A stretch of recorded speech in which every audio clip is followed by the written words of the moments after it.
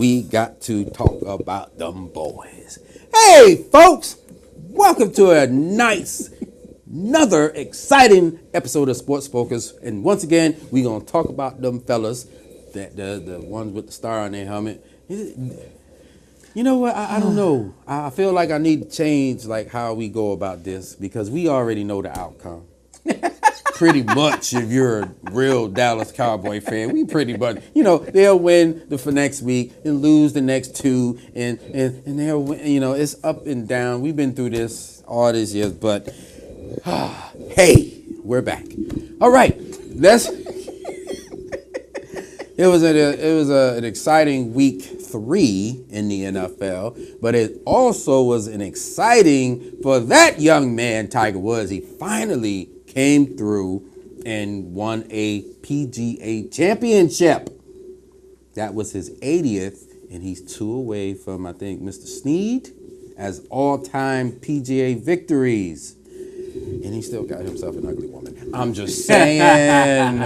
Oh, my God. Tiger got his swerve back? Tiger Hood still keeping it 100. All righty. He did.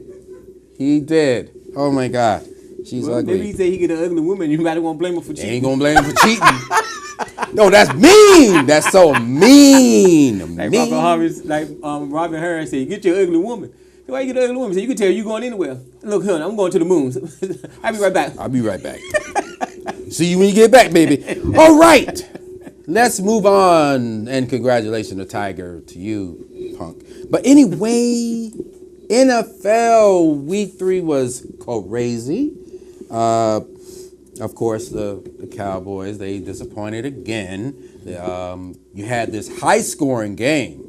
Atlanta and New Orleans. That was a battle. I feel bad for the individuals who sat Matt Ryan 50-something points. Wow. I didn't expect it. Hey, that was you? Yeah, I didn't know. Yeah, you knew.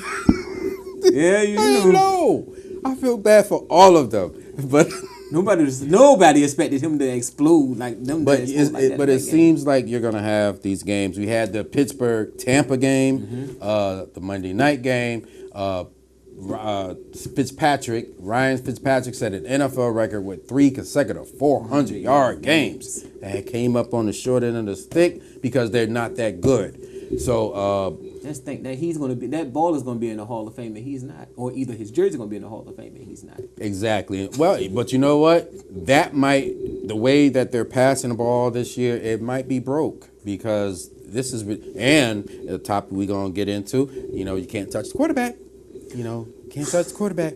As we segue into that, Mr. Clay Matthews, the Packers, yay, the Packers, the Packers.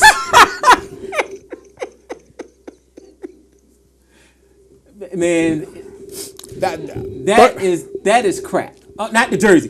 That's crap. Yeah, not the jersey. Not the jersey. Not the Packers. That's crap. But that play. That's crap. Let's dive into this for a hot second now. The NFL is trying to tell us that this is a 15-yard penalty because the defender landed his whole body on top of the quarterback. Now, see, the way that it was explained was if you're driving him to the ground, that was supposed to be the penalty. Yes. You see how they'll scoop him and land him. I'll give you that. That's a penalty. Supposed to be a penalty. Yeah. But if you're tackling them and y'all go to the ground and you go on top of them, how is that a penalty? They need to revisit. I think I like the reviewable.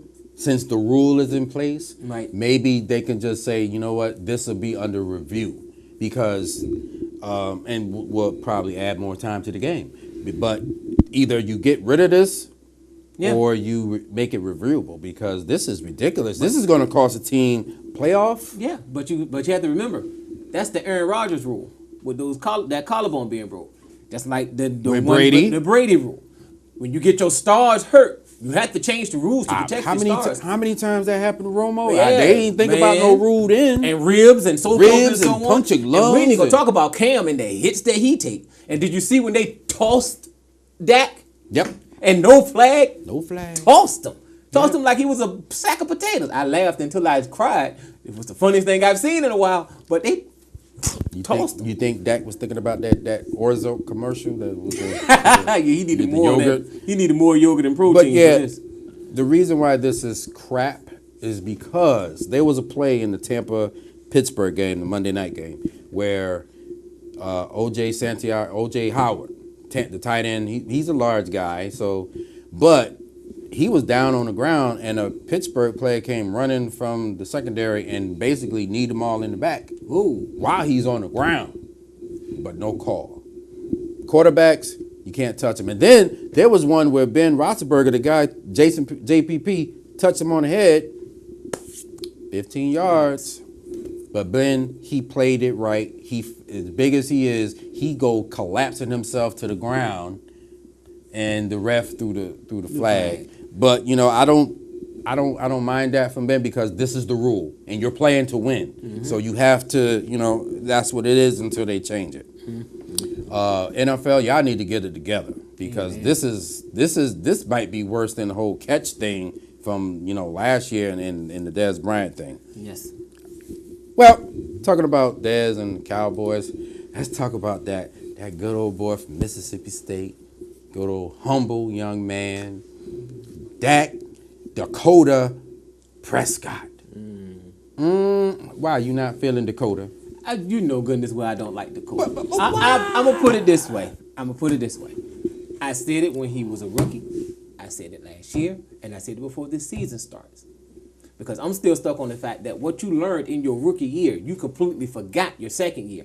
Then they said you went to the same quarterback coach that Drew Brees went to. And evidently he didn't teach you anything because you still in those same bad habits now. You can blame it on the lineman. I don't think that's it. Your passes aren't accurate. Nope. You had one good game, but in 9 out of 11 games, you only broke 200 three times. I believe the Giants game last season was the last time he passed because it was a 300-yard day, and that was it for him. Dakota, we said going into this season, is going into your contract year. You're a 4th-round pick. Jerry Jones is sitting there like, look, we made this Dak friendly.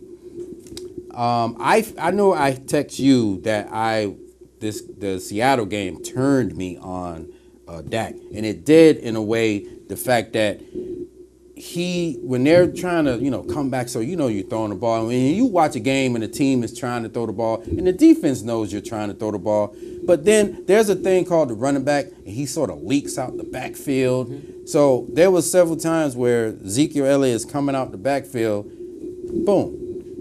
But what does he do? He's looking this way. But you just could have went that way and moved the ball down the field.